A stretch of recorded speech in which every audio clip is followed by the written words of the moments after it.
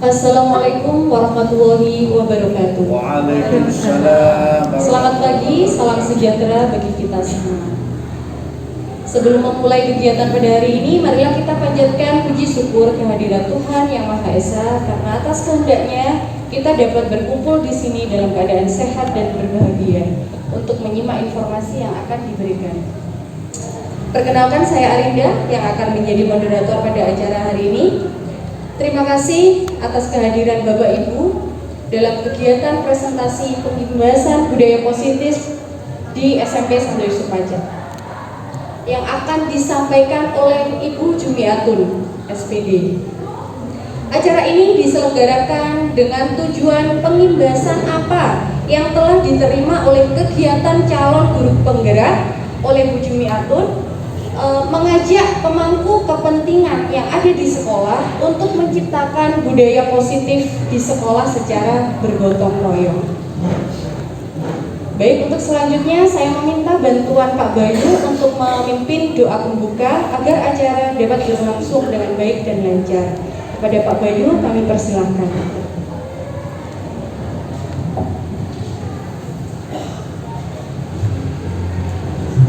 Teman-teman yang terkasih, mari kita awali kegiatan pengimbasan hari ini dengan berdoa.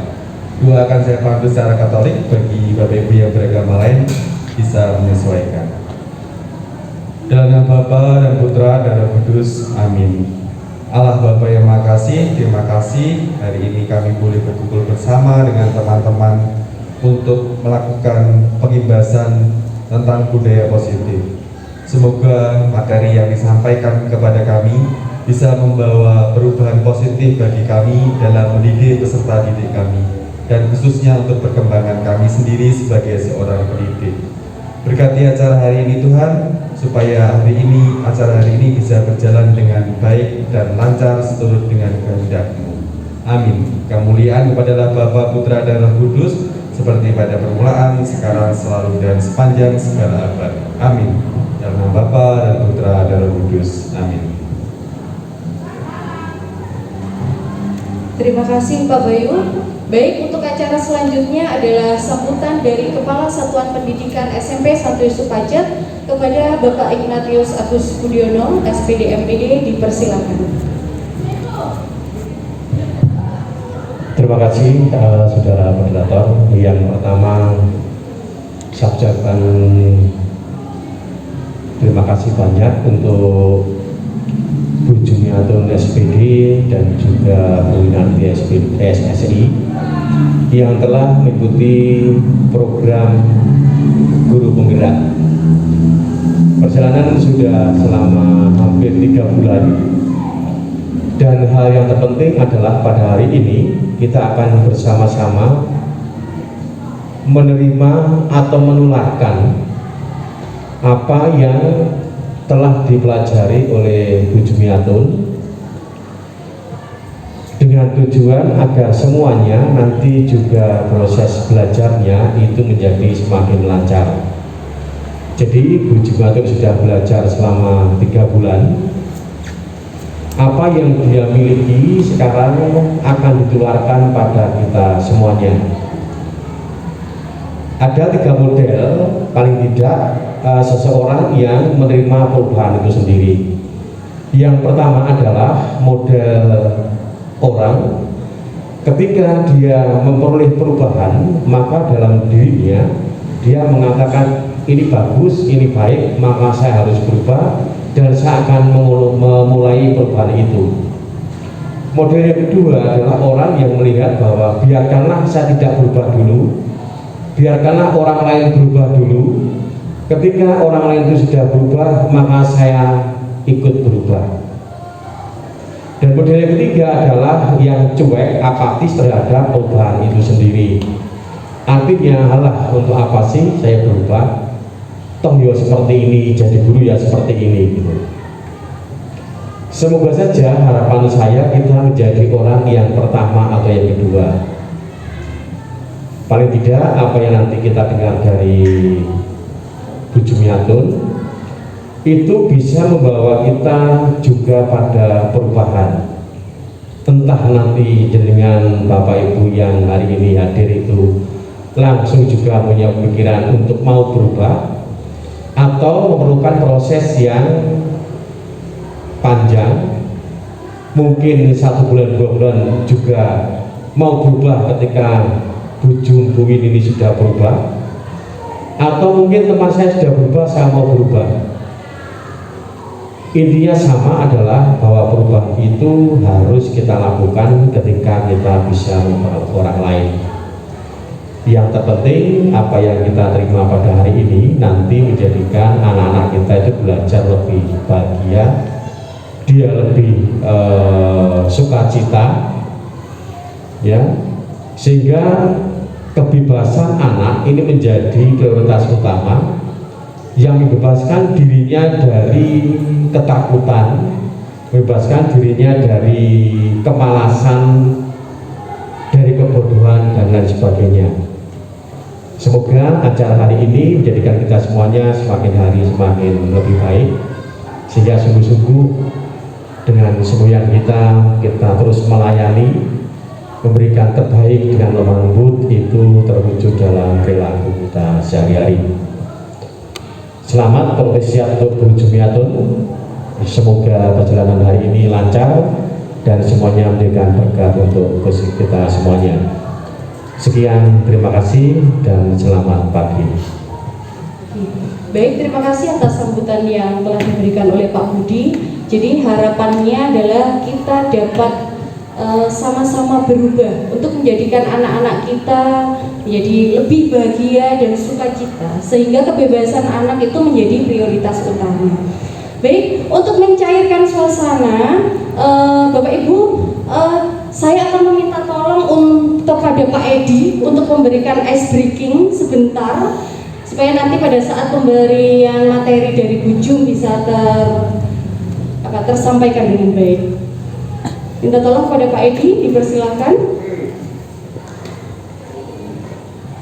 Terima kasih. Kita semuanya berdiri. Ya. Nah, sederhananya sini aja biar nggak kena beda. Ya. Semuanya. Sini, Pak. Ya. Oke, ya. Baik. Nggak usah pakai mic, sudah jelas kok. Semuanya kan berdiri, semuanya kan bisa menulis semuanya cara saya. Silakan tangannya dulu semuanya. Nah, kalau bisa dengan A atau A itu benar. A itu kan gini ya. Nah, sekarang perasaannya A berarti sret ini coba sekarang A sret, kasih gerak sret gitu.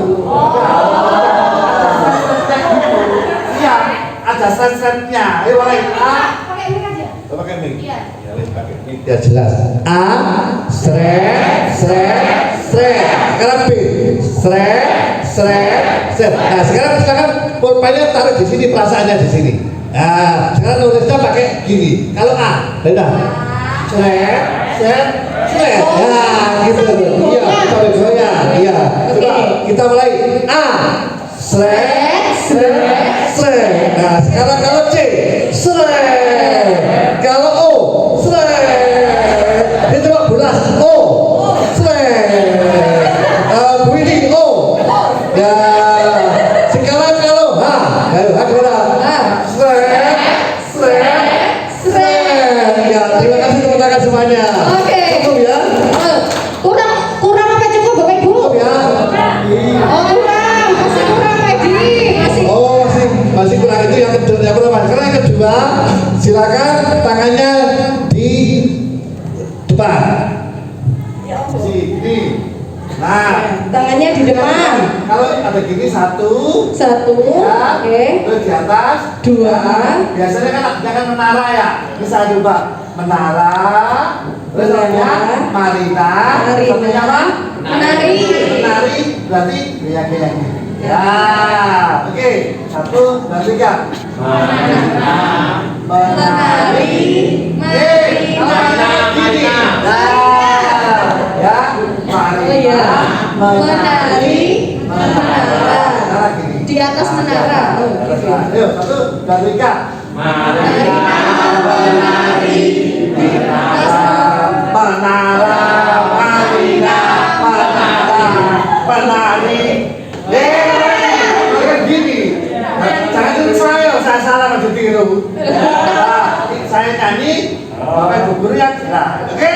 Ya, ini menari, marina, menara, menari, marina. Coba marina, dirian menari, menara, marina. Udah pernah gini Pak? Terima kasih. Baik, terima kasih Pak Edi untuk melemaskan otot-otot kita. Ya. Jadi tadi Bu Windy bulas disuruh buat bulat-bulat seperti itu ya. Kemudian Pak Renal disuruh menari-menari Marina. Oke. Baik, terima kasih Pak Edi. Untuk acara selanjutnya adalah acara inti ya. Acara inti ini akan saya berikan waktu sepenuhnya kepada Bu Jumiatun SPD untuk memberikan presentasi tentang pengimbasan budaya positif di SMP Santo Yusuf Pacet. Kami persilakan. Pertama-tama saya ucapkan banyak terima kasih kepada Pak Budi selaku Kepala Sekolah yang sudah memberikan saya hari ini waktu untuk pengimbasan budaya positif pada rekan-rekan guru. Di sini saya juga berterima kasih juga pada Pak Budi yang selalu memberikan dukungan, motivasi ataupun semangat, yaitu sehingga kami sampai saat ini saya mampu untuk bertahan meskipun banyak sekali istilahnya yang saya keluhkan kepada Pak Budi atau kepada teman-teman. Termasuk juga terima kasih banyak pada teman-teman yang selama ini mungkin saya mintai bantuan untuk membantu saya dalam melakukan aktivitas sebagai JGB. Ya. Sedikit sebelum saya memberikan gambaran tentang budaya positif, mungkin sedikit saya akan memberikan pengalaman bahwa selama menjadi CGP, yaitu calon guru penggerak, di sini banyak sekali ilmu-ilmu yang saya peroleh, di mana ilmu ini adalah ilmu yang positif dan ilmu-ilmu ini sangat baik yang harus kita terapkan nanti pada anak didik kita. Yaitu di sini ada pembelajaran tentang filosofi Ki Hajar Dewantara, yaitu yang mengajarkan bahwa saat ini pembelajaran itu semuanya berpusat pada anak. Nah, mungkin di sini saya sudah melihat Bapak Ibu guru sudah melakukannya. Meskipun itu butuh proses yang lama, tapi saya lihat di sini Bapak Ibu sudah melakukannya ke arah ke situ. Dan itu adalah memang yang dituntut oleh pemerintah saat ini, bahwa metode konvensional sudah harus dihilangkan. Sehingga bagaimana kita sebagai pendidik di sini, tugas kita adalah menuntun, bukan adalah mengajar. Tapi menuntun, mendidik dan mengajar, memang dua kaitan itu. Tetapi lebih banyak kita adalah menuntun kodrat anak, di mana anak ini di sini punya keunikan, punya karakteristik yang berbeda. Nah, keunikan itulah yang kita harus mencoba untuk menggalinya, dan kita harus istilahnya menumbuhkan apa potensi yang sudah ada pada diri anak, termasuk juga sesuai dengan kodrat zaman. Sehingga saat ini seperti saya yang dulu guru yang gaptek, tidak mengerti tentang teknologi, mau tidak mau kita harus keluar dari zona yang nyaman. Itu sehingga mungkin kalau saya lihat di sini Bapak Ibu guru yang muda-muda di sini sudah semuanya paham tentang teknologi, ya itu. Kemudian di situ juga di sini banyak sekali ilmu-ilmu yang kami dapatkan, dan semua ilmu itu adalah ilmu yang baik tadi yang saya katakan. Nah, untuk yang hari ini tugas kami adalah kami disuruh untuk melakukan pengimbasan pada rekan-rekan guru atau pada pemangku yang ada di sekolah, yaitu untuk memberikan pengimbasan tentang budaya positif. Di tema ini ya, di tema ini ada kunci-kunci, yaitu nanti yang harus kita tahu, yaitu yang pertama adalah di sini ada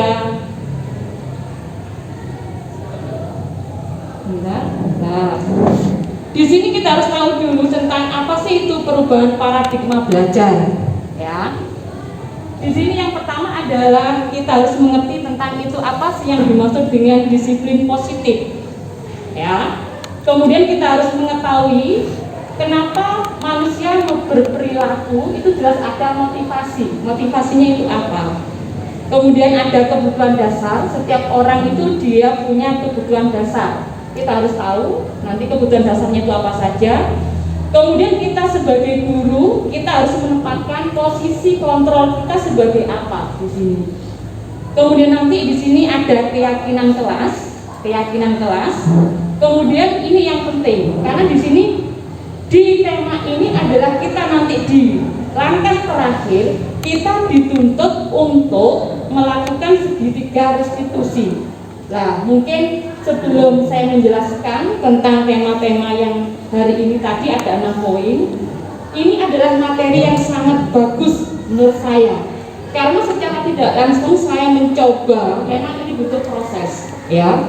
Mungkin ini juga butuh proses karena di sini kita harus mencoba mengajak yang selama ini model kita itu dulu sebagai penghukum, guru kita sebagai teman, kita menangani anak itu harus seperti ini, harus langsung ada sanksi atau hukuman. Ini harus kita ubah semua cara-cara kita seperti itu. Sehingga tadi yang sudah disampaikan oleh Pak Budi tadi sudah betul sekali. Saya rasa di situ sudah diawali bahwa kita sebagai guru adalah bagaimana kita harus menciptakan suasana pembelajaran yang di kelas. Anak itu merdeka, dia akan merasa nyaman, dia akan merasa bahagia, dia akan merasa tenang, tidak tertekan waktu dia di sekolah, sehingga mereka akan mengeluarkan kreativitasnya, inspirasinya, dan itu adalah tugas kita, itu adalah untuk menuntun ke arah ke situ.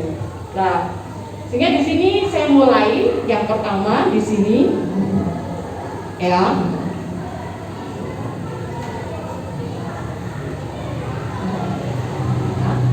Pertama kali di sini Bapak Ibu harus tahu dulu kenapa ini apa yang dimaksud dengan budaya positif. Ini istilahnya kita kembali lagi dengan ini, ya. Bapak pendidikan kita yaitu Ki Hajar Dewantara. Ini yang pertama kali dia istilahnya sebagai salah satu inspirasi bahwa pembelajaran itu semuanya berpusat pada anak. Banyak sekali sehingga kembali lagi ke zaman yang dahulu istilahnya. Di sini akhirnya Menteri Nadiem sebagai Menteri Pendidikan, mereka mencoba untuk menggali bahwa kita diajak ke arah ke belakang, tapi tujuannya adalah tujuan yang sangat mulia, di mana kita adalah tujuannya kita adalah untuk memerdekakan anak saat ini, tapi dengan tanda petik, yaitu kita tetap harus mengawal anak dari nol. Ini bisa Bapak Ibu dilihat, ya. Kita ambil contoh di sini, yaitu bahwa kita sebagai pendidik itu ibaratnya seperti seorang petani, di mana seorang petani ini kita tidak bisa misalnya, oh ini anak-anak di sini misalnya bisa ibaratkan ini padi, ini kedelai, ini jagung. Kita tidak bisa memaksa padi kamu harus berubah jadi jagung, yang jagung kamu harus berubah jadi kedelai, tidak bisa.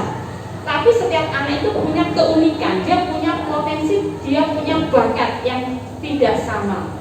Sehingga kita tidak bisa memaksakan apa yang kita punya, apa yang kita minta, itu harus mereka bisa, tidak bisa Bapak Ibu guru. Sehingga tugas kita itu adalah kita hanya merawat, menumbuhkan, menggali potensi yang mereka punya itu. Sehingga semuanya itu adalah berpusat pada anak. Guru sebagai hamba-hamba murid. Sehingga kita itu istilahnya, kalau guru itu dulu sebagai nomor 1, sekarang tidak. Tapi guru itu adalah hamba dari murid. Itu yang harus kita ubah paradigma di sini nanti.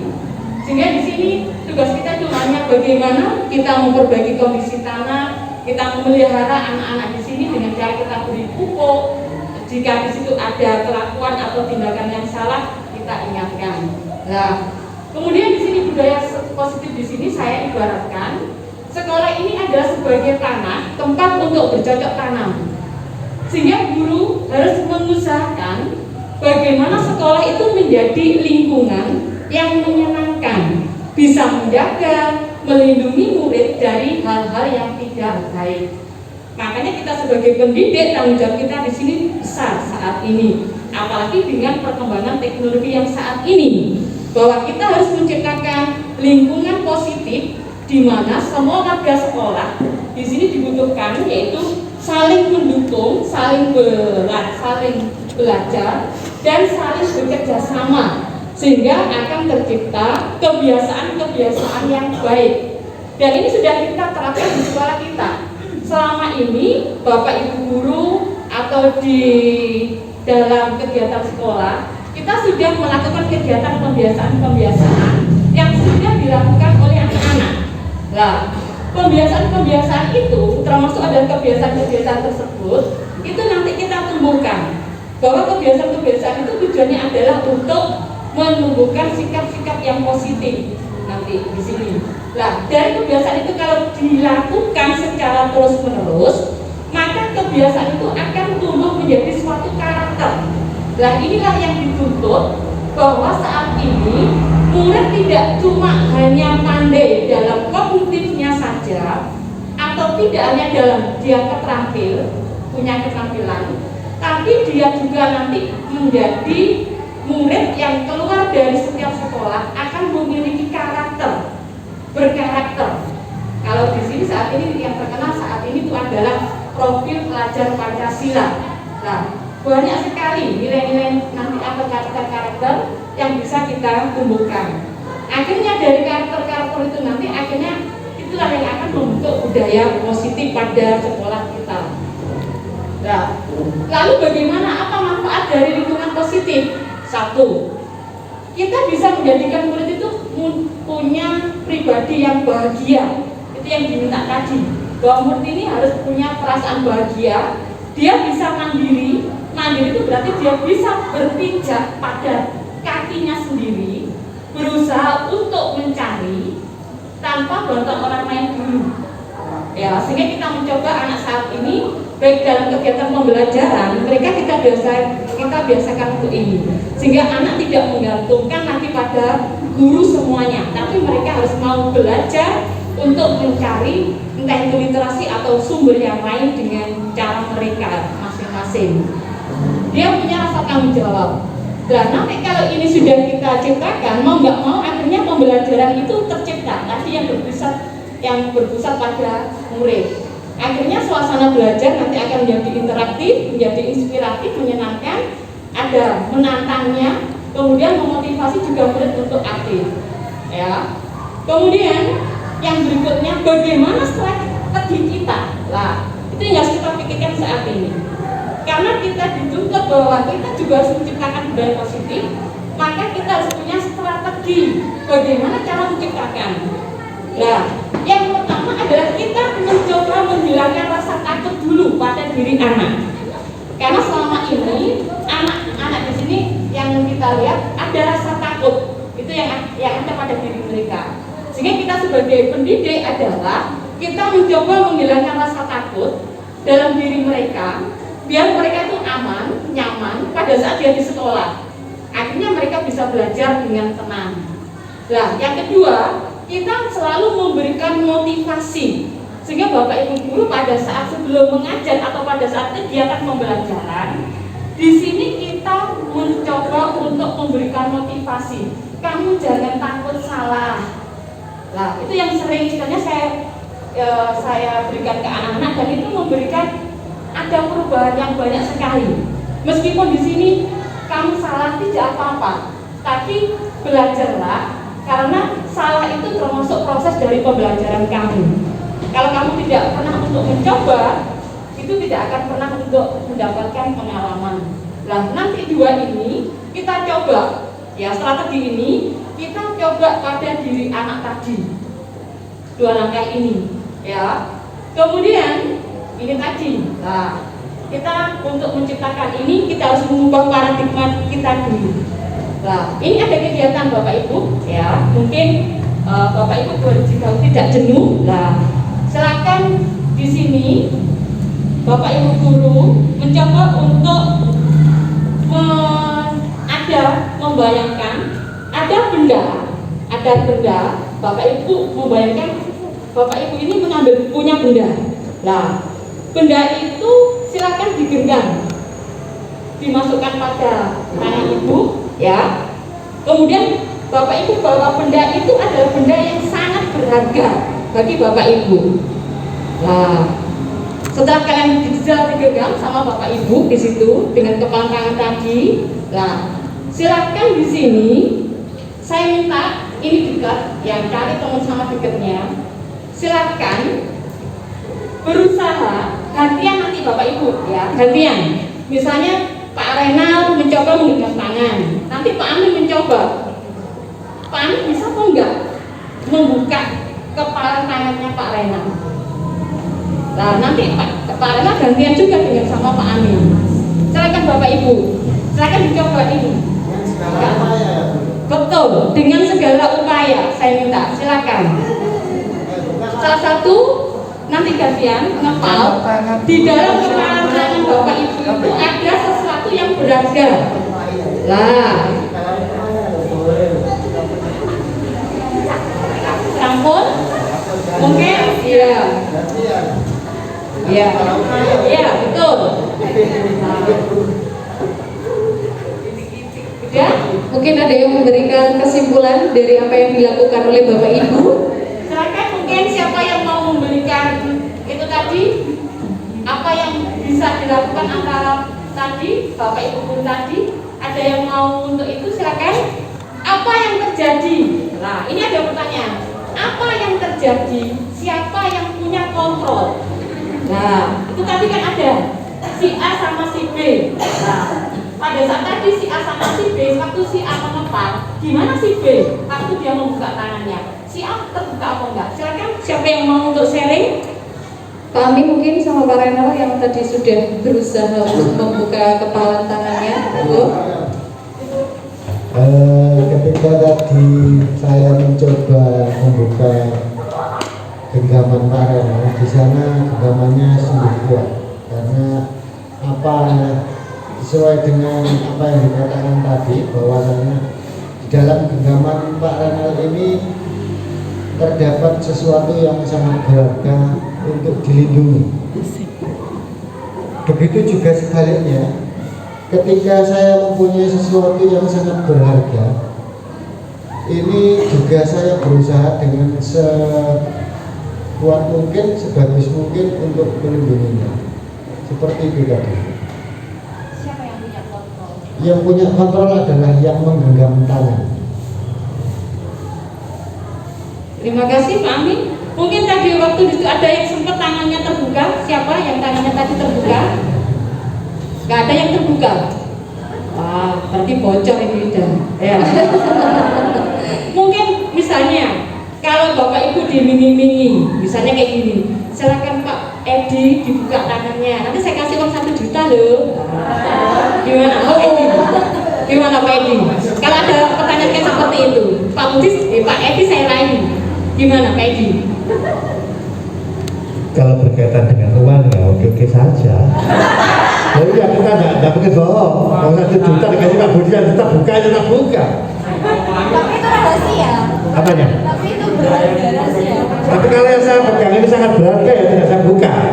Nah misalkan ini ya, pokoknya nilai dari yang saya genggam dengan nilai 1 juta lebih saya genggam, saya tidak akan membuka. Nah seperti itu Bu Ju. Ya banyak seperti itu. Ya. Ya, terima kasih Pak Edi. Ya. Berarti kan kalau ini saya lihat tadi ada istilahnya sesuatu kadang kita itu bisa juga kita apa ya? Kita bisa keluar dari kontrol, kita bisa membuka kalau kondisi itu tidak memungkinkan. Kayak gitu ya Pak Edi. Mungkin karena bujukan atau layan tadi. Nah, di sini Bapak Ibu, ini contoh tadi dari gerakan Bapak Ibu waktu menggenggam tangan. Yang disampaikan oleh Pak Amin tadi sudah sesuai dengan yang sesuai diminta oleh dari ini Dr. William Glasser ya, bahwa selama ini tuh kita menganggap bahwa guru itu bisa mengontrol murid. Wah, alam murid aja, terus kamu tak kontrol, kamu kan di sini apapun harus ikut saya. Selama ini kan kita kayak seperti itu, sehingga murid kita mau apakan apapun itu tergantung pada kita, kan kayak seperti itu. Sehingga yang mengontrol murid itu adalah guru. Itu selama ini yang kita pahami. Yang kedua, bahwa kritikan akan membuat orang yang merasa bersalah, dia bisa menguatkan karakter. Yang ketiga, lewat penghargaan, bujukan, atau rayuan tadi itu sangat efektif dan bermanfaat. Yang keempat, orang dewasa punya hak untuk memaksa. Itu ilusi-ilusi, yaitu tentang teori kontrol, bahwa siapa yang punya untuk mengontrol seseorang. Nah, di sini akhirnya kita harus mengubah perubahan paradigma dari stimulus respon menjadi teori kontrol. Bapak Ibu bisa dilihat di sini. Stimulusnya adalah kita mencoba mengubah orang agar mereka punya pandangan yang sama dengan kita. Nah, selama ini kita punya kayak seperti itu. Tapi kontrolnya kita harus tahu bahwa kita harus berusaha memahami pandangan bahwa setiap orang itu dia punya pandangan yang berbeda tentang dunia. Nah, di sini Bapak Ibu bisa membaca banyak yang ada di sini nanti ya. Saya bisa mengontrol orang lain, tidak bisa Bapak Ibu. Tapi yang bisa mengontrol kita itu adalah diri kita sendiri sebetulnya. Orang lain tidak bisa mengontrol. Makanya Bapak Ibu selama di sini mau melakukan kegiatan apapun, meskipun Bapak Ibu itu dibujuk, dirayu atau dengan cara apapun, kalau Bapak Ibu di sini bisa mengontrol diri sendiri, maka Bapak Ibu akan tetap lurus dalam mengerjakan aktivitas atau mengerjakan tugas kita sebagai guru. Ya, maka di sini pemaksaan tidak akan atau ada pada saat rujukan gagal. Makanya di sini nanti kita harus mengubah bahwa kolaborasi itu kerjasama, ya, termasuk konsensus itu kita lakukan untuk menciptakan pilihan-pilihan yang baru. Makanya kalau dulu kita mengatakan waktu kita kayak seperti permainan ada menang sama kalah, saat ini tidak ada Bapak Ibu. Tapi yang ada adalah menang-menang. Sehingga di sini sistem ini harus kita ubah paradigma kita selama kita nanti di sini menjadi seorang pendidik. Nah, yang kedua, apa itu arti disiplin? Nah, kalau selama ini kan di sini yang dituntut apa sih ciri khas dari Santo Yusuf? Disiplin. Saya rasa di sini semuanya sudah tahu. Disiplin di sini dalam arti Bapak Ibu bisa dilihat, yaitu dia artinya belajar dari kata di sini bahasa Latin. Kemudian dengan disiplin akan membuat orang itu bisa menggali potensi untuk menuju sebuah tujuan. Kemudian ada lagi di situ Bapak Ki Hajar Dewantara juga bahwa disiplin itu salah satu kunci untuk menjadi insan yang mulia. Nah, sehingga dalam arti di sini disiplin itu termasuk salah satu fondasi nanti yang harus kita punya untuk mewujudkan proses budaya positif. Nah, kemudian di sini yang berikutnya ini dari makna disiplin. Disiplin adalah sebagai salah satu bentuk kontrol diri. Salah satu alat yang kita gunakan untuk mengontrol diri kita tadi, bahwa kita itu adalah tidak ada yang bisa mengontrol diri kita kecuali diri kita sendiri. Makanya kita mulai sekarang harus menciptakan untuk disiplin pada diri kita sendiri. Di mana tujuannya adalah agar kita menjadi manusia yang memiliki tanggung jawab dalam kegiatan yang kita emban. Kemudian anak memiliki disiplin, akhirnya dia bisa berperilaku pada nilai-nilai kebajikan. Nah, nilai-nilai kebajikan ini adalah nilai-nilai yang positif, di mana di sini kita sudah punya nilai-nilai serviam. Itu adalah nilai-nilai yang positif yang sudah kita punya. Kemudian ada nilai-nilai dari profil pelajar Pancasila. Ini banyak sekali Bapak Ibu. Nah, nanti nilai-nilai ini kita ambil untuk poin berikutnya nanti dalam membuat kesepakatan kelas. Nah, setiap perbuatan, setiap tindakan itu dia mesti punya tujuan. Tidak ada kita melakukan apapun tindakan itu nggak ada tujuannya, mesti ada tujuannya. Kemudian tugas kita ini Bapak Ibu, ini yang tugas kita bersama. Kita akan mencoba menciptakan murid, ya, menciptakan murid untuk ini disiplin, biar dia nanti mengacu pada kebajikan dan itu muncul. Nah, ini yang berat Bapak Ibu, ini yang berat sekali karena disiplin mungkin yang saat ini kita lihat, loh anak ini kenapa kamu nggak pernah terlambat, soalnya saya takut dihukum. Nah, karena mereka patuh dengan disiplin ini yang sudah kita punya, misalnya aturan kayak seperti ini, karena mereka itu takut akan hukuman. Sehingga motivasi mereka untuk disiplin itu karena motivasi dari luar, bukan dari dalam dirinya sendiri. Nah, itulah nanti tugas kita sebagai Bapak Ibu guru di sini itu adalah menumbuhkan motivasi intrinsik bahwa untuk disiplin itu saya tumbuh dari dalam diri saya, bahwa saya kepingin menghargai diri saya kepingin menjadi orang yang bertanggung jawab. Itu muncul dari dalam dirinya sendiri, bukan karena paksaan. Nah, itu nanti tugas kita, ya. Lah, kemudian ini ada, kenapa manusia itu dia melakukan berperilaku? Bapak Ibu bisa membaca di sini. Karena untuk menghindari ketidaknyamanan. Contoh misalnya, kenapa bujung? Kenapa saya nggak ikut CGP? Lah, biar nanti saya nggak dipanggil sama pengawas, saya tidak dimarahi oleh Pak Budi sebagai kepala sekolah. Nah, sehingga saya ikut CGP itu karena saya motivasinya eksternal. Di situ. Lah, yang kedua, saya ikut CGP. Kenapa? Karena saya kepingin imbalan. Karena saya kepingin penghargaan. Lah, itu pun juga termasuk motivasi eksternal. Lah, ini pun juga bisa kita lihat pada diri murid kita.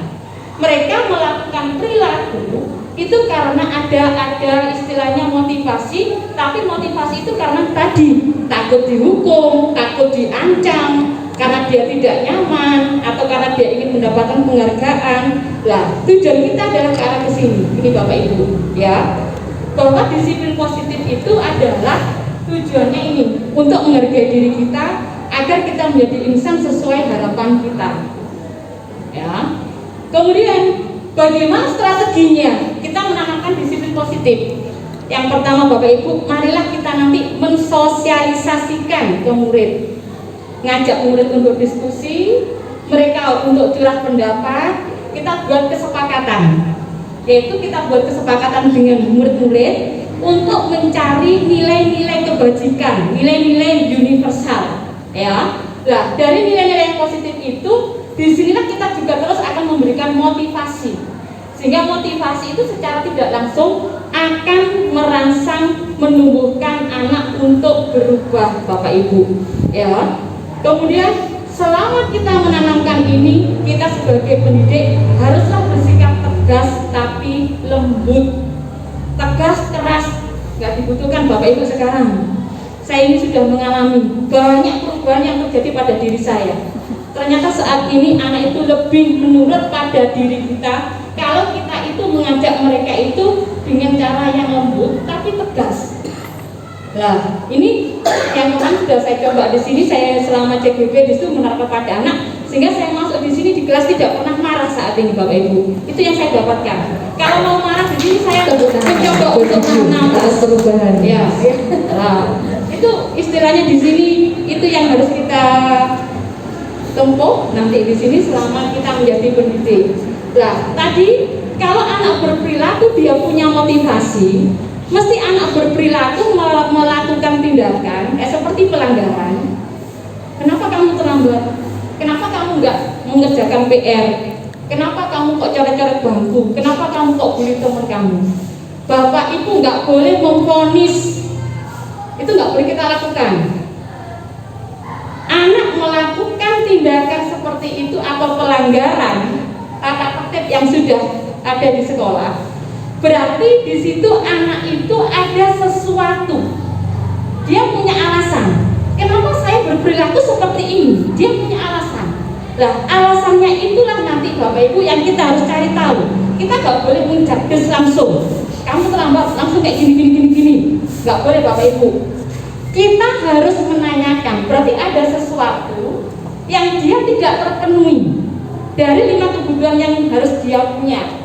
Nah, kebutuhannya apa Bapak Ibu ini tadi? Yaitu kebutuhannya ini, ya.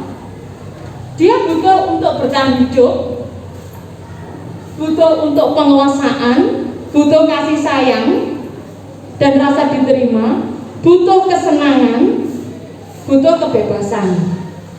Semua manusia kita harus melihat. Selama ini kan kita tidak melihat. Kalau anak itu melanggar, mesti anak itu salah. Tidak bisa Bapak Ibu saat ini kita seperti itu. Tapi kita harus bisa melihat anak itu berperilaku melakukan pelanggaran, berarti anak itu mesti ada salah satu atau dua atau tiga kebutuhan yang tidak terpenuhi. Makanya tugas kita adalah memenuhi kebutuhan itu. Makanya kita tidak boleh, kita harus mengubah sikap kita tadi. Kita sebagai ibu dan bapak harus lembut tapi tegas. Itu yang kita butuhkan saat ini, ya.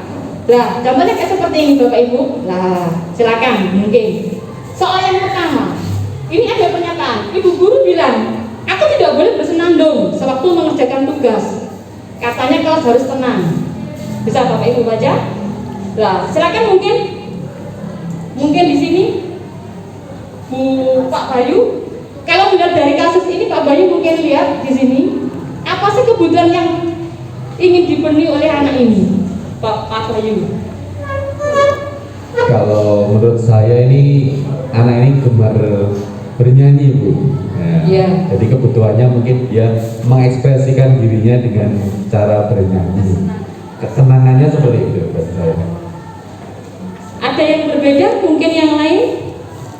Selama ini kan mesti kita selama ini prakteknya, hei kamu nyanyi waktu pelajaran saya, ini loh pelajaran saya kamu harus fokus, kan seperti itu. Kita maksudnya menyalahkan, ya Bapak Ibu ya. Nah, tapi selama ini kan berarti kita harus mengubah, kita tidak boleh menyalahkan anak itu, tapi kita dekati, berarti ada sesuatu dalam dirinya tadi. Betul yang disampaikan oleh Pak Bayu. Berarti dia butuh kesenangan. Berarti kebutuhan kesenangan dia belum terpenuhi, makanya dia lampiaskan pada saat di dalam kelas. Yang kedua mungkin silakan Bu Tanti. Untuk yang kedua, ibu guru tidak menyapaku hari ini, padahal aku pakai jepit rambut baru. Nah, kebutuhannya ini adalah perhatian ya, menurut saya, karena pada saat ada siswa yang mungkin pakai sepatu baru atau mungkin rambutnya juga baru, kita wah cantiknya sepatunya baru, gitu sudah senang. Karena waktu saya ngalami waktu sekolah, kalau disapa guru, wah tasnya baru ya, gitu, senang sekali. Nah sebaliknya, sekarang kan saya jadi guru, mungkin seperti itulah hal kecilnya, rambutnya baru jadi cantik ya, atau ganteng gitu. Seperti itu, jadi perhatian lucu menurut saya. Terima kasih. Ya, terima kasih Bu Tanti. Betul yang disampaikan oleh Bu Tanti. Ya, dengan kita disapa saja itu anak sudah merasa senang. Selama ini saya saja Bu, kalau disapa anak, yuk dengan jawaban kayak seperti gegam, tapi menjawab tapi kayak seperti abot gitu. Saya ubah Bapak Ibu, saya berusaha untuk menyapa anak dengan segala lemah lembutnya saya. Meskipun capek, meskipun ada banyak beban di sini, tapi ayo kita ubah. Ternyata di sini kasih sayang itu dibutuhkan Bapak Ibu. Tidak hanya dia di rumah, tapi dengan cara kita menyapa itu sudah membanggakan anak itu. Oh iya, aku diperhatikan. Aku itu loh, ada kasih sayang Bapak Ibu guru pada saya. Nah, sehingga tindakan tadi sama. Kenapa anak di sekolah melakukan kayak seperti itu, mesti dia ada tadi alasannya. Kemudian mungkin di sini yang lain bisa saya loncati karena udah tadi ya, udah cukup lah. Akhirnya di sini Bapak Ibu, marilah saat ini kita membuat tentang keyakinan kelas. Kita harus bisa membedakan ini nanti ada hukuman dan penghargaan. Lah, kayak seperti ini kayak ada aturan. Mengapa sih kita memakai helm bila mengendarai kendaraan roda 2? Itu kan peraturannya Bapak Ibu ya. Ya, itu kan ada peraturan tata tertib lalu lintas bahwa waktu kita di jalan harus pakai helm. Nah, itu kita anggap adalah dia termasuk peraturan. Ya Bapak Ibu. Nah, di sini kita harus mengubah bahwa kenapa peraturan ini menggunakan masker, mencuci tangan, menjaga jarak dan lain-lain ini. Itu adalah salah satu nanti langkah kita untuk mengubah peraturan itu, nanti kita ubah menjadi yang namanya keyakinan, sehingga anak di sini bukan karena takut ada peraturan ini, tapi anak melakukan perilaku yang dia lakukan itu karena di sini ada keyakinan yang dia punya, karena dia ingin menghargai dirinya. Dia kepingin menjadi insan yang mulia. Dia kepingin iki loh, saya kepingin menjadi orang yang seperti ini sesuai dengan apa yang saya minta. Itu nanti yang harus kita ubah Bapak Ibu ya. Nah, kemudian bagaimana cara membentuk keyakinan? Ini Bapak Ibu, nanti yang tadi saya sudah katakan, kita mencoba ke kelas-kelas masing-masing itu melakukan curah pendapat. Setiap anak itu dimintai untuk pendapat. Apa nilai yang kita ingin buat? Nah, biar karena nilai ini banyak sekali Bapak Ibu, itu ada 8 sumber. Itu ada 100 lebih nilai yang positif. Nah, bagaimana anak nanti di sini untuk melakukannya ini? Kita hanya mengambil poin-poinnya saja, nggak usah terlalu banyak. Ini sudah bisa Bapak Ibu baca di sini, ya. Minimal ada 5 sampai 7 keyakinan yang kita buat, sehingga nanti anak-anak pun juga tidak bingung, gitu loh. Nah, intinya itu adalah nilai-nilai kebajikan yang bisa kita buat sesuai dengan kesepakatan kelas. Sehingga kalau anak itu melakukan perilaku, kita cuma hanya menanyakan, ayo Le, ayo Ndo, apa kesepakatan kelas kita? Apa keyakinan kita? Sehingga kita punya dasar, yaitu nilai kebajikan tadi yang sudah kita buat bersama. Sehingga bukan lagi, oh ini aku sebagai peraturan, kamu harus menurut saya, tidak Bapak Ibu.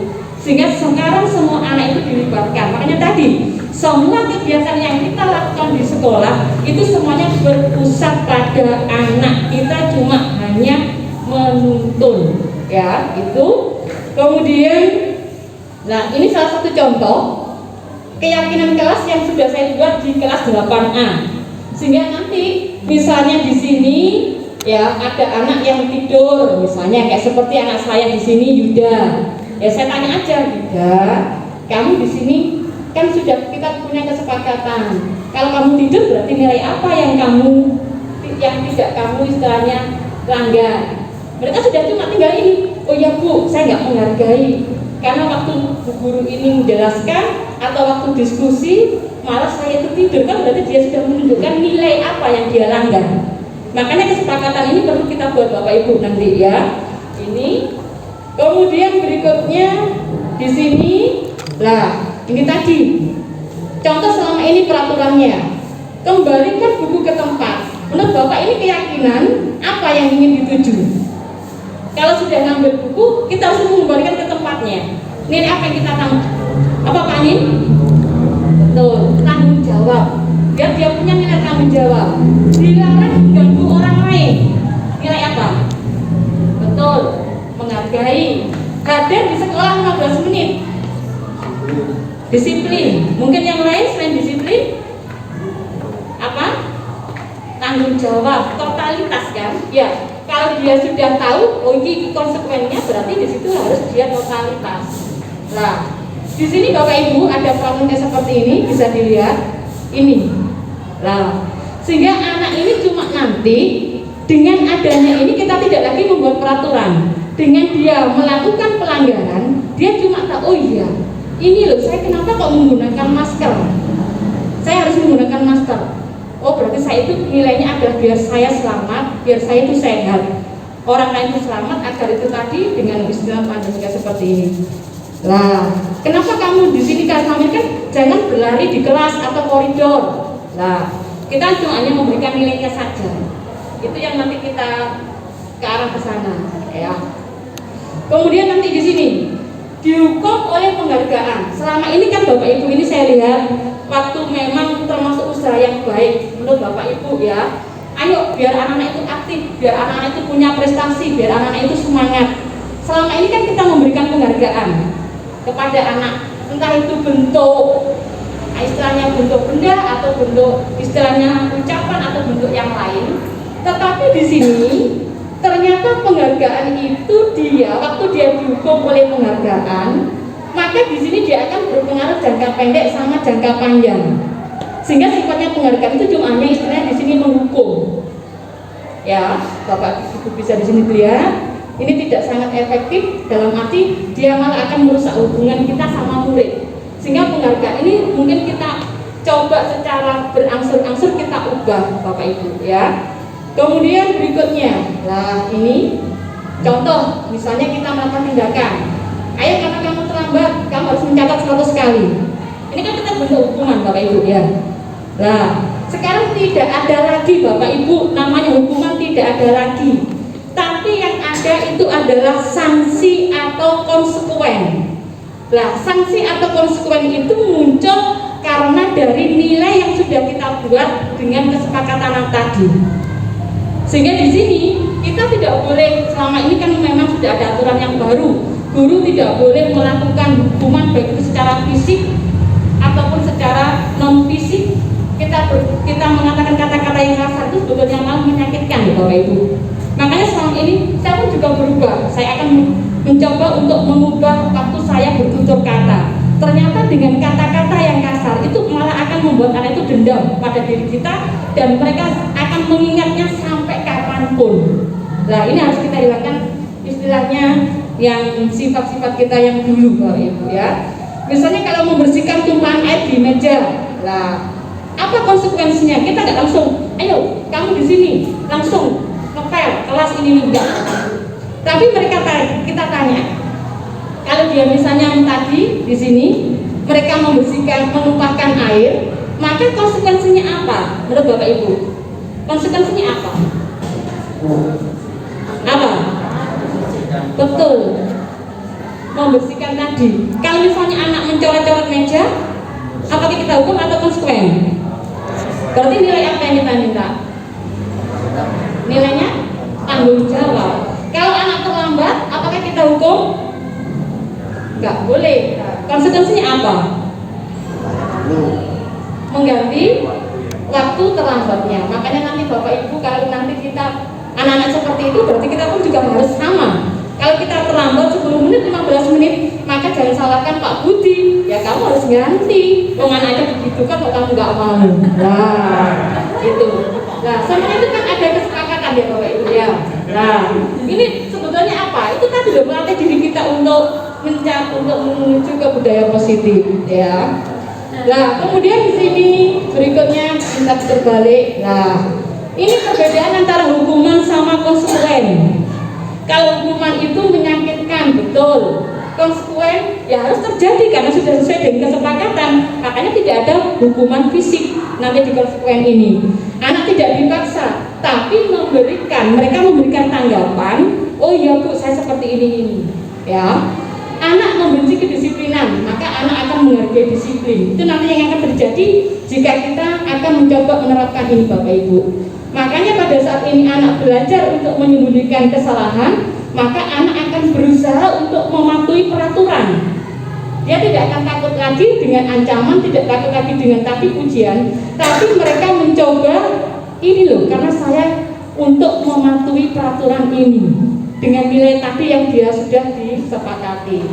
Sehingga marah, merasa bersalah, dipermalukan, merasa tak dihargai, itu waktu kita memberikan hukuman. Harus kita buang saat ini Bapak Ibu, nggak boleh ya. Tapi yang kita lakukan adalah ini, sehingga anak itu pada saat kita kasih konsekuen, kehilangan hak, dibuat tidak nyaman, diasingkan, itu hanya sementara Bapak Ibu. Karena nanti tujuannya itu adalah kita harus mengembalikan anak yang salah, anak yang berperilaku tidak baik, itu kita harus kembalikan kepada kelompoknya. Kita tidak boleh mengasingkan, tapi tugas kita harus membentuk karakter anak yang berperilaku tadi untuk menjadi lebih baik, bukan malah untuk memojokkan. Tugas kita sangat berat Bapak Ibu di sini nanti ya. Itu kemudian nanti di sini. Nah, ini kalau sudah melihat kayak seperti ini, saya itu kalau kemarin disuruh, saya sama Bu Win itu disuruh sama fasilitator itu, ya saya jawab apa adanya. Selama ini posisi saya itu seperti mana? Saya pilih apa Bapak Ibu? Ayo, selama ini kita pilih sebagai mana? Dari 5 ini, silakan Bapak Ibu pilih yang mana? Teman. Ada yang pilih sebagai penghukum? Penghukum. Ada yang membuat merasa bersalah? Lah, iya. Lah, inilah selama ini kita ini punya 5 posisi. Kita penghukum, kita pembuat merasa bersalah, teman, pemantau, atau manajer. Nah, ini bisa Bapak Ibu. Kalau waktu penghukum, ya jelas Bapak Ibu bisa lihat. Kamu terlambat, tangan atau jari kita langsung nunjuk ke anak. Mata ambek marah melotot, ambek ngacak pinggang. Nah, orang itu bukan seperti itu, karena kita kan berkuasa. Nah, yang kedua, nak, kamu ini kok terlambat lagi. Kamu nggak kasihan toh sama saya loh. Itu akhirnya anak itu kayak seperti saya ini kok disalahkan, tapi akhirnya mereka merasa benar-benar itu waduh, nanti saya dihubungkan sama kepala sekolah, saya dihubungkan dengan orang tua. Akhirnya mereka itu merasa bersalah. Sehingga ini yang selama ini juga ada, ini posisi kita sebagai teman. Nah, kalau teman di sini memang kan kita diajarkan seperti itu, tidak ada batas antara guru sama murid. Memang betul. Saya sudah mempraktekkan ini Bapak Ibu sebagai teman. Ini saya coba dulu, saya kepingin tuh tujuannya itu akrab dengan anak dengan ya, akrab dengan anak. Saya coba seperti itu Bapak Ibu. Saya mulai bersenda gurau, saya mulai mencoba.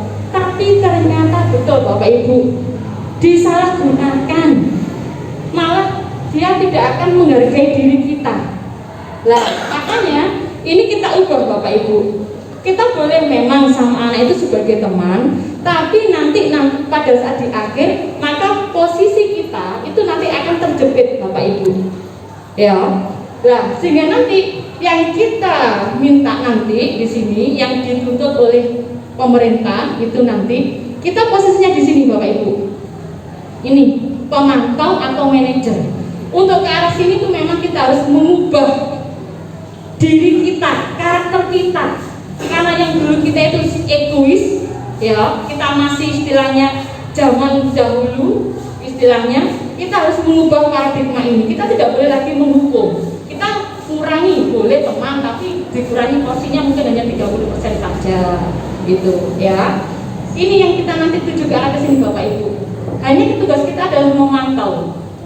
Yang lebih baik lagi adalah kita sebagai manajer. Manajer di sini kan kalau kita lihat tingkatan yang paling tinggi. Disinilah waktu kita memperlakukan anak pada saat kegiatan pembelajaran di kelas ataupun pada saat anak melakukan pelanggaran. Nah, ini nanti tugas kita Bapak Ibu ya. Ini kemarin sudah saya coba pada anak di situ waktu melakukan segitiga restitusi. Nah, ini Bapak Ibu bisa dilihat ini ya.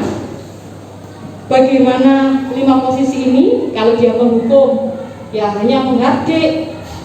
Guru berkata, kalau kamu tidak melakukan awas ya rasakno ngono. Nah, itu kan bisa ada istilahnya ancaman itu, ya. Kemudian hasilnya apa?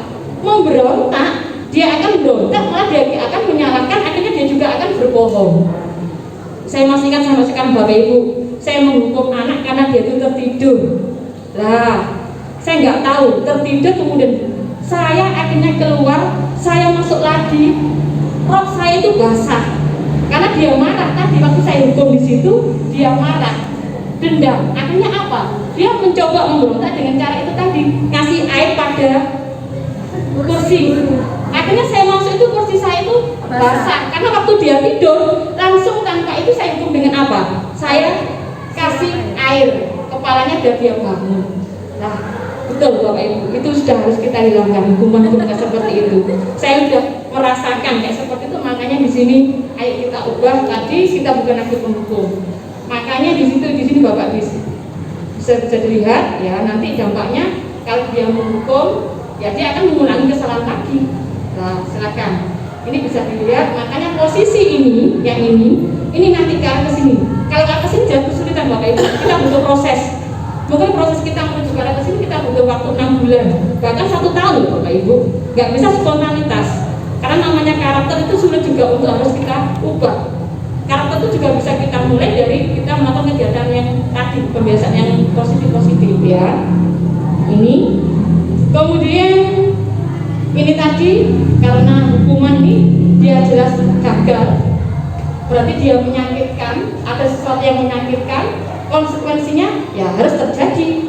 Restitusinya, ayo kita pilih. Nah. Bapak Ibu bisa dibaca di sini, sehingga kalau waktu dihukum mesti korban itu dia mendapatkan keadilan. Murid akan tersakiti, perilakunya dia pasif, agresif. Tapi waktu kita kasih konsekuen itu sanksi tadi, anak merasa tidak nyaman memang, tapi hanya jangkanya pendek. Tapi kalau menghukum, wah diiling sampai seumur hidupnya Bapak Ibu, sampai 20 tahun. Terus saya masih ingat di situ anak yang saya hukum. Yang diingat ke saya itu apa? Hukuman saya Bapak Ibu. ya, bukan yang positifnya, tapi yang negatifnya itu dia rekam sampai seumur hidup, ya. Sehingga di sini konsekuen memang anak itu tadi dibuat tidak nyaman hanya sementara, tapi kalau restitusi itu anak nanti akan mendapatkan penguatan. Ini yang kita lakukan, ya. Terima kasih Bu Rinda sudah diingatkan. Kemudian di sini nanti bisa Bapak Ibu baca, karena ini yang penting ada di akhir sebetulnya Bapak Ibu ya. Ini nanti makanya kita harus bergerak antara peraturan, kita posisinya sebagai tadi manajer pemantau, konsekuen ini atau hadiahnya ini harus kita ubah tadi, kita harus melakukan konsekuen, bagaimana cara untuk memperbaikinya, ya. Kemudian saya lewati, inilah yang akhir tugasnya. Kita harus melakukan restitusi. Restitusi ini ada sebuah proses untuk menciptakan kondisi bagi murid, bagaimana biar dia bisa memperbaiki kesalahan mereka, sehingga mereka bisa kembali pada kelompok mereka dengan karakter yang lebih kuat. Itu yang diharapkan dari restitusi. Apa ciri-ciri dari restitusi? Bapak Ibu bisa melihat, ini ada 9 ciri, ya. Ini bisa dilihat nanti, ya. Kemudian dari restitusi ini nanti kita melakukan 3 langkah. Seharusnya 3 langkah ini tidak semuanya Bapak Ibu. Kalau 3 langkah ini kita lakukan, bagus. Selama ini kan kita tidak tadi waktu menangani anak yang berperilaku atau yang melakukan pelanggaran. Nanti langkah yang pertama itu kita mencoba untuk menstabilkan identitas anak yang sudah melakukan pelanggaran tadi. Dengan cara apa? Misalnya dengan kalimat kayak seperti ini Bapak Ibu. Setiap orang pasti pernah melakukan kesalahan. Kamu bukan satu-satunya anak yang pernah melakukan ini. Ini saya coba Bapak Ibu kemarin pada anak, ternyata hasilnya itu, wah, Anti itu adem ayem, kayak seperti itu mau menangis. Ya, melihat anak juga di sini, kita itu dekat sama anak dengan suara yang lembut tapi tegas, betul-betul mengena Bapak Ibu. Sehingga di sini ya ini kita harus menstabilkan tadi. Meskipun kamu salah, tapi kita tidak boleh menyalahkan anak. Tetapi kita harus menstabilkan mereka, anak yang berbuat tadi perilaku, kita stabilkan, kita kembalikan ke posisi awal. Sehingga dengan kalimat-kalimat seperti ini. Setelah kita stabilkan, kita memang sudah tahu anak itu jelas salah. Itu yang kita lakukan. Kita mencoba memvalidasi tindakan anak yang salah tadi. Kita validasi dengan kata-kata seperti ini. Kamu pasti punya alasan kenapa kamu terlambat. Kami kan enggak, kita nggak mau tahu alasannya langsung. Terus kamu tuh tiap hari terlambat, mesti pancet. Itu pun juga masih saya lakukan kok Bapak Ibu. Saya pun juga belajar kok ya, nggak langsung instan langsung berubah gitu, nggak, butuh proses Bapak Ibu ya. Kemudian adakah cara? Ini kalimat-kalimat nanti itu banyak sekali contoh-contoh yang bisa kita sampaikan ke anak ya. Sehingga di sini istilahnya kita harus mengubah kata Bapak Ibu. Kata-kata itu harus kita tata waktu kita bicara dengan anak, karena lewat kata-kata itu ternyata betul menusuk hati mereka. Kalau kita memang kadang itu kita nggak sadar, tapi anak itu ternyata ininya lebih tinggi ya. Kemudian kelewatan lagi ini. Langkah yang ketiga ada ini Bapak Ibu. Kita menanyakan aja keyakinan. Kalau kamu melanggar ini, apa nilai yang kamu melanggar tadi sesuai dengan kesepakatan yang kita buat. Sehingga kita cuma udah ada kuncinya ini Bapak Ibu. Ada kuncinya. Kita cuma anak sudah tahu, oh iya. Ya kita bantu memang untuk arah ke situ. Kadang anak itu nilai karo, itu kita arahkan ke arah situ. Ya. Ini kemudian nanti ini contohnya ya. Kalimat-kalimat pada saat anak itu dia gagal karena dia berbuat salah terhadap dirinya, maka kita bisa mengucapkan kalimat-kalimat kayak seperti ini Bapak Ibu. Ya, ini. Kemudian pada saat memvalidasi tindakan yang salah ini, kita juga harus tahu basicnya tadi, kebutuhan apa yang mereka tidak terpenuhi. Kita harus mencoba untuk menggalinya. Apakah dia butuh penguasaan atau kebebasan dan 5 tadi. Sehingga ini contoh kalimat yang bisa kita ucapkan. Ya, kamu boleh tetap berusaha menjaga sikap, tapi tambahkan banyak sekali nanti ya Bapak Ibu. Kemudian terakhir di sini menanyakan keyakinan tadi. Apa sih nilai yang kita percaya di kelas kita? Nilai kebajikan apa yang sudah kita sepakati? Nah, sehingga anak sudah mengarah pada, oh iya saya melanggar nilai ini. Nah, nilai itu tadi akhirnya anak, oh iya kesepakatan kita seperti ini. Dia sendiri Bapak Ibu yang membuat, bukan kita.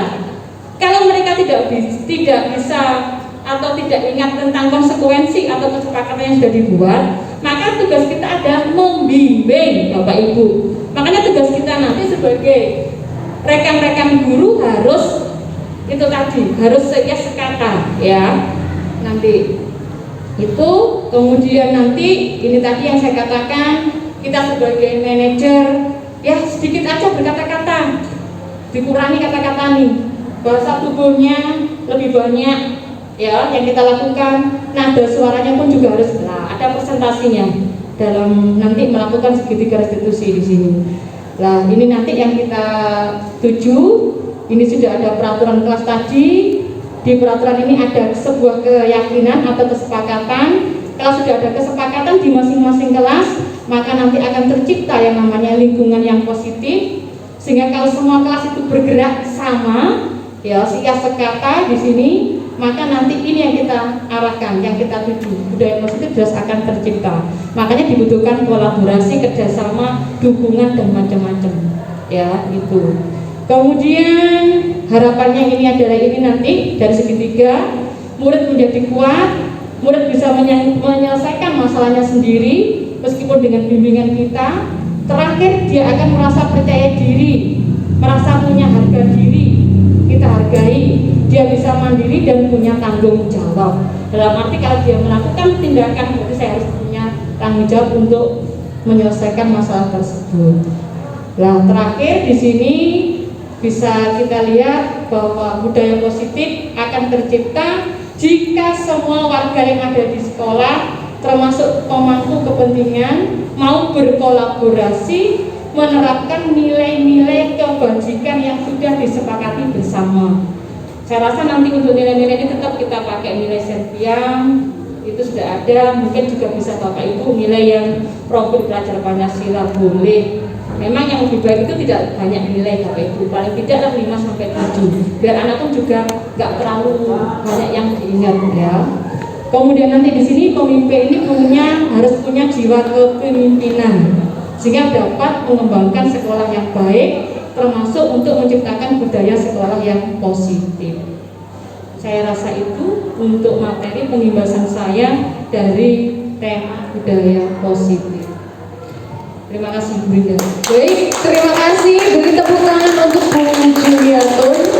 Ya, kesimpulannya adalah bahwa untuk menumbuhkan budaya sekolah yang positif itu ternyata kita harus sama-sama berkolaborasi untuk menerapkan nilai-nilai kebajikan tadi. Tadi itu yang saya ambil dari pernyataannya Bu Jum, itu ada beberapa kata yang diulang-ulang. Bapak Ibu ini nanti berat, Bapak Ibu ini nanti berat. Tadi wonten seperti itu loh Bapak Ibu. Ya, Bapak Ibu ini nanti berat gitu loh Bu Jum tadi gitu. Tetapi walaupun tadi ada pernyataan Bapak Ibu ini nanti berat, jika kita sebagai setiap warga sekolah dan pemangku kepentingan nanti akan berkolaborasi dan menerapkan nilai-nilai kebajikan ini, pasti tujuan yang diharapkan oleh Bu Jum sebagai CGP itu nanti akan menimbulkan budaya sekolah yang positif. Tentunya akan ada suatu campur tangan dari pihak-pihak, misalnya kepala sekolah, Bapak Ibu guru yang lain, serta imbas dari apa yang sudah dilaksanakan oleh Bu Jumiatun. Mungkin dari itu yang bisa saya sampaikan. Mungkin ada Bapak Ibu guru memberikan suatu pertanyaan kepada Bu Jum, dipersilahkan. Tidak ada. Bagaimana Bu Jum? Tidak ada yang bertanya, atau nanti kita secara bareng-bareng akan berkolaborasi untuk mensukseskan budaya sekolah yang positif. Demikian Bapak Ibu acara hari ini. Saya minta bantuan kepada Pak Amin untuk menutup dengan doa. Kami persilahkan untuk Pak Amin.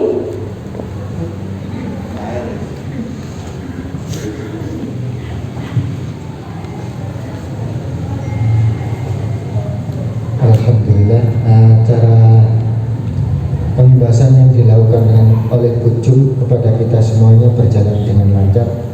Untuk itu mari kita tutup dengan doa agar apa yang dilakukan tadi secara bersama memberikan manfaat bagi kita semuanya.